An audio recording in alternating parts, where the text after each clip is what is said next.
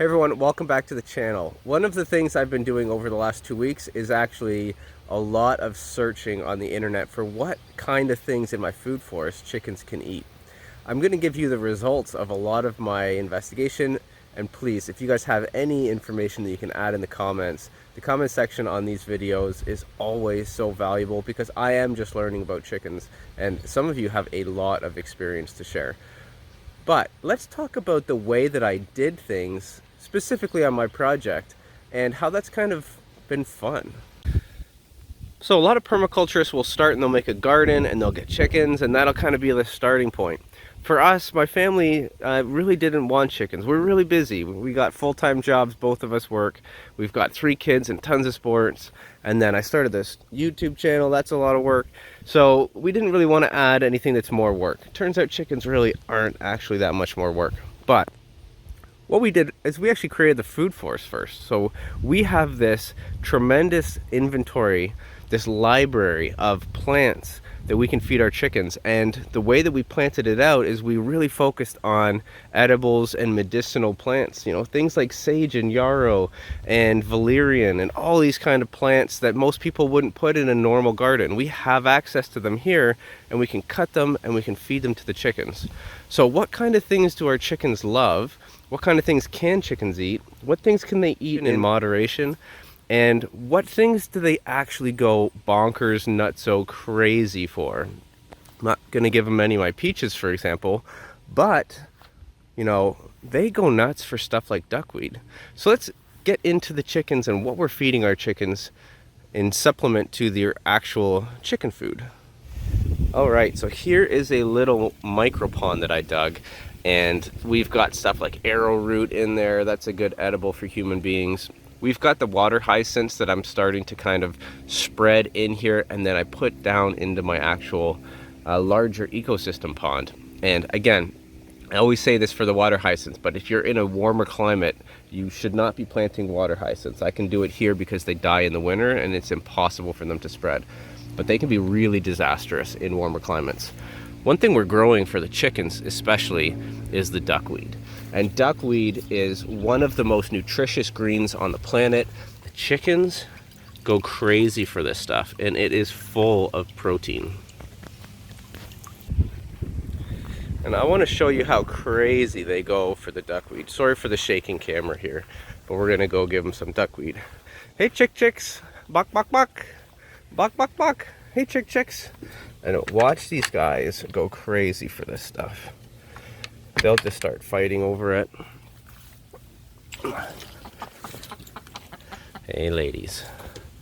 Sorry, I don't mean to say these guys. They're definitely not guys. It's a bad habit. But they just love the duckweed here. And they gobble it up. They'll actually choose this over their other food.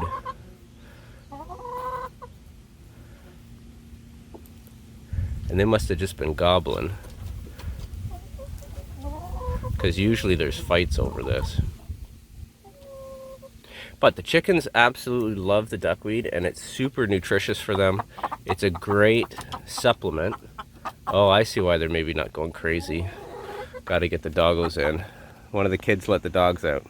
All right, come on guys, let's get back inside. Now, it might not look like it here, but this pond actually produces quite a bit of algae, filamentous algae.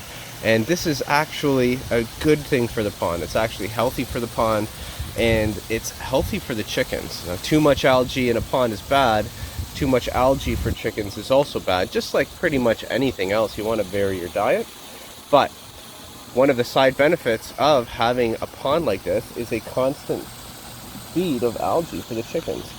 And the algae sometimes gets stuck here at the exit, the outlet of the pond, where it goes down in the river section. And you can see some areas here where some comfrey is kind of fallen over and gone into the water that we can actually collect.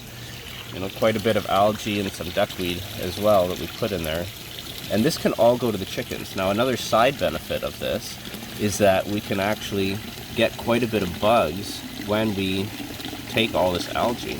Let's go get some more. Okay, we're gonna hop up over these rocks here and then over to the wetland filter, and we're gonna go get some of that algae. Oh. I don't know how much longer in my life I'll be able to jump over these rocks, but for now we're good. Hello, Fruggles. How you guys doing?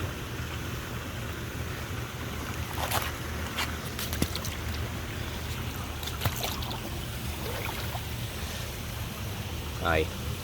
Alright, don't mind me.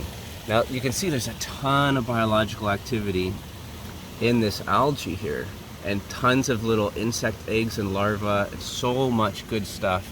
You can see some of the bees that we've gotten are feeding here, the dragonflies are feeding here. It's just a wonderful spot for life, even though sometimes it might look a little bit messy.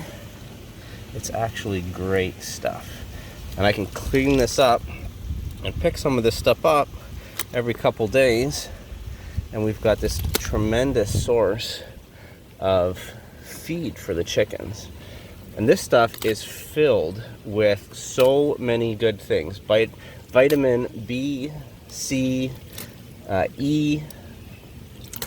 It has a ton of chlorophyll. It's got carotenoids in here. We've got beta carotene. This is just absolutely full, and that's just the algae of good things, not even counting, you know, things like this. We've got some dead insects in here as well that the chickens will just absolutely love. Hey buddy, ignore me. And we see that we've got, you know, I would say once a week I can come in and collect about this much algae if I were so inclined. We've also got, sorry, I just have to make sure I don't step on any of these frogs as I back off. We've got some good King Henry and some sorrel here that we can add in as well. The chickens love this kind of stuff. Anywhere that we've got tons of little plants that we can grab, this stuff is all great forage for the chickens. And anything they don't want just ends up mixing with their manure and the wood chips and turning into great compost. This is sea buckthorn runners here, and this sea buckthorn is a super healthy green, and we'll just throw that in with a little bit for the chickens. Now we have to remember that chickens aren't vegetarian, so they do like to have all of this leaf and vegetation, but they do also want to eat stuff that was once alive. You know, don't go making your chickens vegan because maybe that's what you want to do. Chickens are definitely not vegan, and we should feed them a healthy, balanced diet that is as reflective as possible as what their actual natural diet is. We've got some chocolate mint here, and mint is fantastic for chickens, although I do find that they don't tend to prioritize browse on it, but they do. It is very healthy for them. Let's go feed this to the chickens. One more thing I've been adding in is, I'm showing you my cherry tree here. I'm getting bit. I'm showing you this cherry tree here, and oh, there they are right there. Some Japanese beetles, and these things are super clumsy. And I actually find that the chickens eat those. They kind of just fall into places, and they're so clumsy they can't get out. But you know, this kind of damage here is indicative of Japanese beetles. There's a little fun time party up here, and we'll knock those guys into there as well. And then this gets all just tossed into the chickens. You know, what's better than free protein? They might run a bit here because I gotta make a bit of noise. Hey girls. Hey girls. Look at that duckweed, it's all gone. And we got a nice big vat of new algae. Algae and bugs. I like to get nice and low, not be threatening. We'll just see what they like. Hello.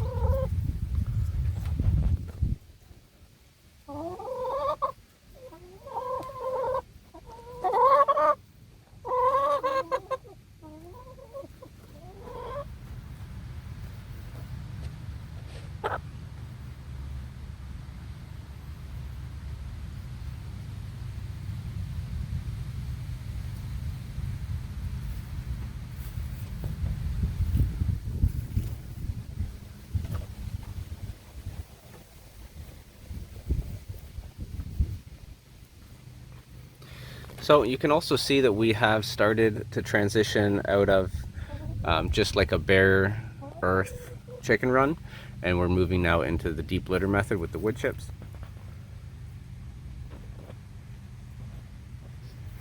I do notice now that when I come out and have something kind of that I can shake, that that the chickens do really run over to me. So that's another way, is we can just open up the gate of the door there, and we can get some bugs or some mealworms, dehydrated mealworms or something like that, that I'm hoping I can kind of get going as a project. Little mealworm box, and then we can kind of get the chickens to come to us just by saying, hey, there's a bunch of food here, come on over. Got some raspberries, ladies. So they love the raspberries, they love the currants. Watch this, they'll gobble those up. I would say raspberries are their favorite. They're number one. They all come out for the raspberries. See that? Oh man, this is just so fun. So they love, love, love the raspberries. Okay, now one more thing about the algae is that when this algae, this is string algae, and when it dries up, it actually turns almost into like yarn. And the weird thing about it is that we've kind of put it around some of our plants, and we find that it'll almost like mat out, like you're putting a carpet down. Now that's not terrible actually for water and oxygen, because it's like a permeable carpet. The water can get through there. And then the really neat thing about that is that things like slugs and beetles will love it right under there. So I was kind of thinking of designing in to this area somewhere that I can drop a big chunk of algae and kind of keep that there, and chickens will do their little scratching thing, and over the couple days while that algae dries out and the chickens maybe don't find it that palatable anymore, then we'll get a whole big flush of bugs and insects coming out under there. Now, Edible Acres had done something similar with blackberry cuttings, I believe, where he laid and kind of almost like thatched blackberry canes from the previous season down, and that had prevented the chickens from scratching it straight down to the soil level. And then he found that there was a lot of bugs down in that area, so he kind of almost made a little bit of a shield from the chicken claws to the earth, and then he could move that over and then uncover it. So we're going to probably do something either exactly like that with literal blackberry and raspberry cuttings, exactly the same way he did, but we also might try to do it with the algae, because I've been finding that that is also just a thing that naturally happens with the algae. And that way also the algae itself is a very, very nutritious source of food for the birds. So they can kind of pick at it a bit, and then once it dries out, they can scratch and get all the nice bugs underneath. And we'll always be adding in more carbon to make sure that that mixes with all the greens and the chicken poop. And then probably once per year in the wintertime, we'll scoop it all out, and we'll either turn that into like a Johnson Sioux bioreactor, giant pile. That's kind of my ideal. I'd love to make a Johnson Sioux bioreactor with all the chicken, with the chicken bedding and floor of the coop. But if not, we'll just make a giant pile. I'd also plan on spreading out some charcoal from the biochar, but I definitely want to make sure that it's okay for the chickens. I'm 99% sure it is. But at the same time, if I don't have a completely clean burn, and I do have some bio oils in my biochar, I want to make sure that that I don't harm the chickens. So we might do that as an after, where we take this out and we combine it with the biochar in a Johnson Sioux bioreactor, and we might do it like that. Who knows? We're gonna experiment and have fun and try to make some of the world's best compost, while also feeding the chickens, the best food that they could possibly eat. So that's where I am right now on the chicken stuff. And I'll show you some of the other things that we are feeding the chickens. We are also working on upping our rainwater catchment here, and we've got a bunch of different barrels. We still have to interconnect them. These are just food grade barrels that used to have like a solvent cleaner, but for a kitchen. So they're all like totally safe, and these are, I think, at least 6 years old now. But I figured, if I could turn this into actual more duck feed growing medium, then I should. We've got more over here growing duckweed in all of these as just more chicken food, nutrient dense chicken food. The other thing is sometimes insects will land in here. You can see a little ladybug and they will die, and that just ends up being more feed for the chicken. Previously we had created this for each barrel, which is just like a lid that covers and blocks things. But I think there's actually more value in actually turning this into a duckweed growing station. So we're gonna, I think, go that way. So we're in the kitchen here, and another thing that we are giving them is, now that we're entering into peach season, as you saw in the beginning of this video, we've still got bags of peaches from last year that, you know, they last pretty good for about a year, and then they start to get brown and oxidized, and when you thaw them out they get a little bit almost like a smushy. So we're going to give them some of these bags of peaches, especially when it's hot. We can just rip off ice chunks like that, and then they can kind of like peck at the ice, keep them cool, and then eat the peaches. And then also we've got 3 bags of cherry tomatoes that we still haven't gone through, and we've got bags of tomato sauce, and we're coming into tomato season again for this year, so we're going to give them some tomatoes as well. Oh, and I should mention, we're not going to give them all this now, obviously, but these are things that we're going to actually just start bringing out as little treats now and then for the chickens, and they can start eating some of this food that's just otherwise taking up space in the freezer. And we're going to need that space very quick. So here's just the front entrance to our house, and we've got a bunch of hostas here just as ornamentals. And did you know that hostas are fully edible? Not just to the chickens, but especially the young shoots of hostas. They're actually edible for humans as well. So we can give the chickens some hostas if they ever need a little bit of a snack. You can see the lawn is kind of bouncing back a little bit. We did get a rainstorm where we got a big ton of rain. I was out here in the soaking rain filling those rain barrels up, and some of the grass around here is really done well. So we've been pulling a little bit of that now and then for the chickens. I'm trying not to cut the grass because, you know, I want stuff like this for the bees. So we're letting that go up as long as my wife will let me. Let's see what they think of this little frozen block of peaches. Hey girls.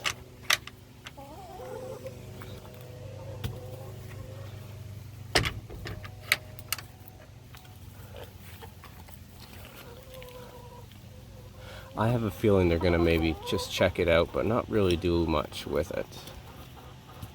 But I figure might as well get good use out of it. Some of them are checking that one piece out there. I don't think much of it will be left by tomorrow, though. This is what I find is sometimes I'll throw stuff out, and they'll always prioritize the dandelion and the duckweed before everything else, but then when I come back the next day, it's all gone.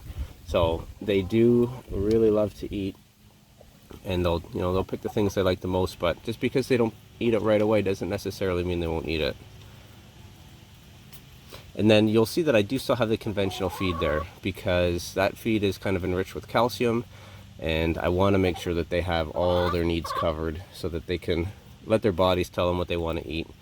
They can browse some of the stuff that we're giving them, but at the same time, they have that other feed as an option. I do find though that when I drop this stuff off, they ignore that other stuff. So, that tells me one thing. It tells me that they do really prefer and enjoy a more natural diet if they have access to it. Okay, so what else have I been feeding the chickens? We've been feeding them some of these Jerusalem artichokes, which are in the sunflower family actually. So sunflowers are edible as well. The leaves from sunflowers are actually pretty healthy forage. Okay, so here's my next research, is I've got to look up everything that is here, like the oregano, the black-eyed Susan, the rudbeckia, ostrich ferns, daylilies, liantris, coneflowers like echinacea. So many different things that are growing here that I need to look and see if it's edible for chickens. But I suspect quite a bit of it is, and I also suspect that if I put it down, then they would tell me what is and is not in general rule. I think they're smart enough to not eat things that are poisonous for them. I did look up a sumac, They can eat sumac, and all it was talking about is sumac berries. So let me know if anyone here actually feeds sumac to their chickens. I'd be curious to know what your thoughts are on that. Here's the lower area where I can collect more of this wonderful algae and use this.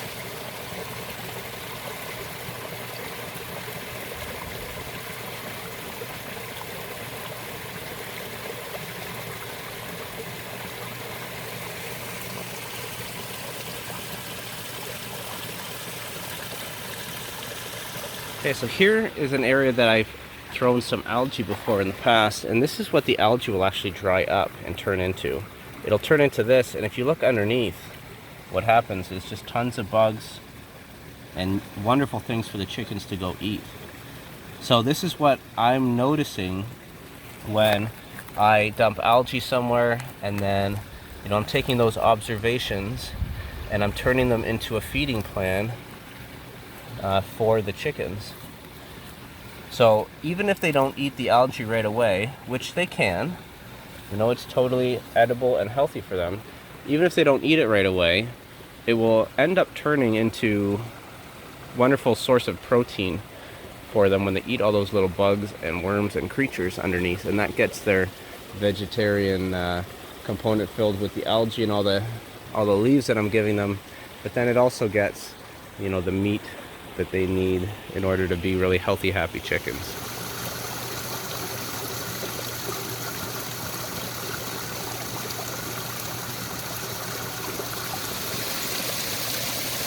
I'm just gonna sneak in here and grab a little bit of this, because I know this is gonna be full of bugs and life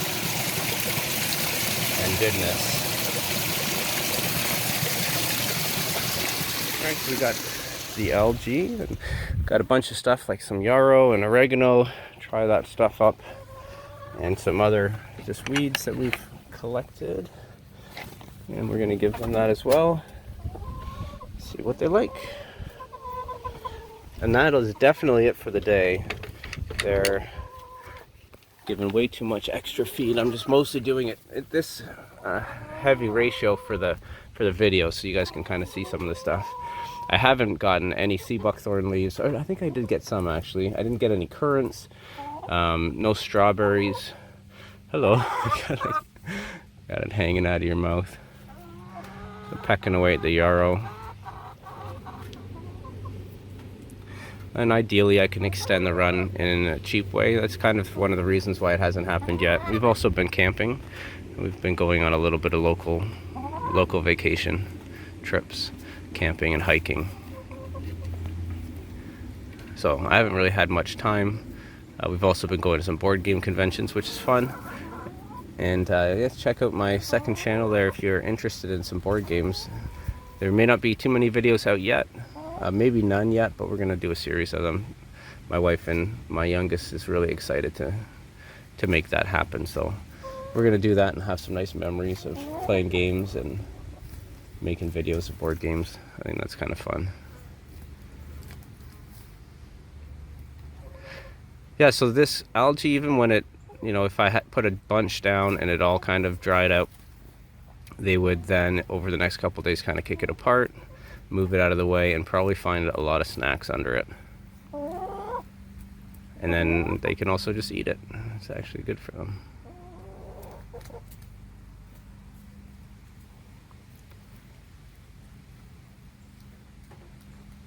I'm trying to find some bugs in there.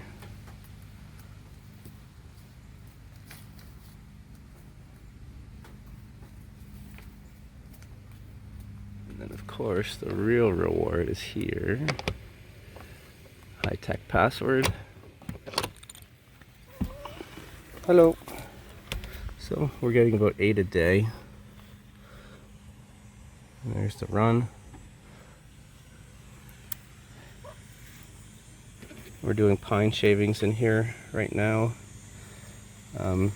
We read that cedar shavings is not good for the chickens. Okay, so that's it for now. I will see you guys on the next video.